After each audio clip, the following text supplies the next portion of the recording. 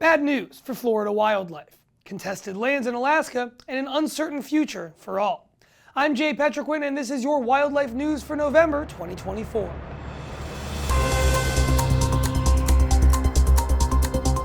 Florida voters affirmed Amendment 2 to the state's constitution, a wholly unnecessary amendment disguised as an effort to preserve the right to fishing and hunting, which now positions fishing and hunting as the preferred means to managing and controlling fish and wildlife.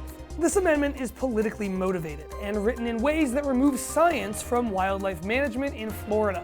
By voting this amendment into the state's constitution, the stage has been set for conflicts, confusion, and uncertainty that will harm populations of species like panthers, sea turtles, black bears, sharks, and more.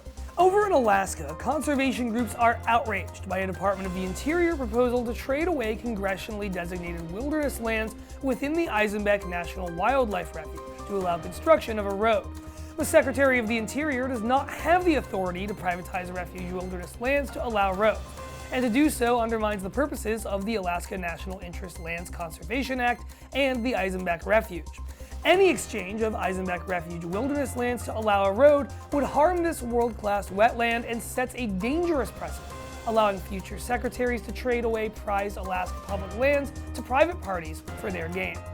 And lastly, on November 6th, former President Donald Trump was once again elected president.